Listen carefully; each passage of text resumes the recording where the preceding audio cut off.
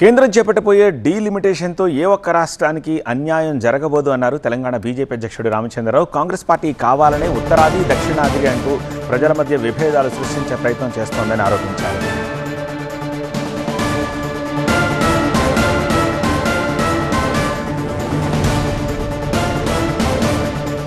మొన్నటి వరకు జరిగినటువంటి డీలిమిటేషను కాంగ్రెస్ పీరియడ్లోనే ఎక్కువగా జరిగినాయి. మరి డీలిమిటేషన్ జరిగినప్పుడు మరి కాంగ్రెస్ పార్టీ ఎందుకు న్యాయం చేయలేకపోయింది? ఇప్పుడు ఎందుకు దక్షిణాది ఉత్తరాది తీసుకొస్తున్నారు?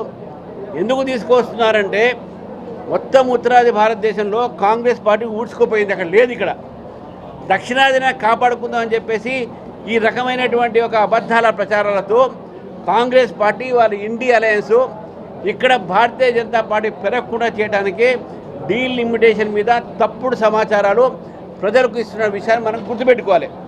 డీలిమిటేషను జరగాల్సిన అవసరం ఉంది. ఎందుకనంటే గతంలో 70 కోట్ల జనాభానికి 543 పార్లమెంట్ సీట్లు ఉండే. ఇప్పుడు 140 కోట్ల జనాభాకు కూడా 540 సీట్లు ఉన్నాయి. కాబట్టి ఇది పెరగాల్సిన అవసరం ఉంది, రాజ్యాంగంలో ఉన్నది.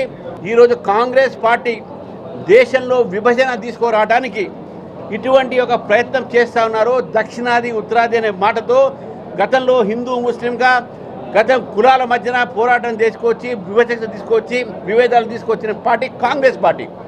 మళ్ళీ కాంగ్రెస్ పార్టీ కేవలం విభేదాలు సృష్టించడానికే రేవంత్ రెడ్డి గారు ఉత్తరాలు లేఖలు రాస్తూ ఉన్నారు.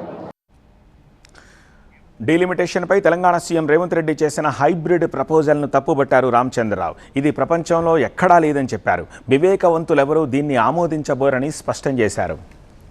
ఒక హైబ్రిడ్ మోడల్ అని, ఇది లైగర్ హైబ్రిడ్ ఇటువంటి ఉండవు. ఇక్కడ దేశవ్యాప్తంగా కూడా ఎన్నికల ప్రక్రియలో మన రాజ్యాంగంలో సెక్షన్ ఆర్టికల్ 81 కూడా చాలా స్పష్టంగా ప్రాక్టికల్గా జరిగేటటువంటి తీరులోనే డీలిమిటేషన్ జరగాలి.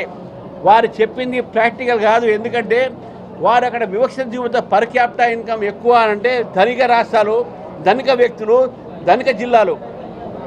పర్ క్యాపిటల్ తక్కువ ఉందంటే ఒక పేద రాష్ట్రము, పేద ప్రజలు, పేద కాన్స్టిట్యున్సీ, పేద జిల్లాలు. కాబట్టి వారు చెప్పిన ప్రకారము హైదరాబాద్ చుట్టుపక్కల కాన్స్టిట్యున్సీస్ పెరగాలి. వికారాబాదు వారి కొడంగల్ కూడా ఉండకూడదు, ఆదిలాబాద్ ఉండకూడదు, వెనకబడినాయి. కాబట్టి ఈ ప్రపోజల్ రేవంత్ రెడ్డి గారు పెట్టిన ప్రపోజలు అది ప్రపంచంలో ఎక్కడ లేదు. ఎవరు కూడా ఏ ఒక వివేకత ఉన్నట్టు ఎవరు కూడా దాన్ని యాక్సెప్ట్ చేయాల్సిన అవసరం లేదు.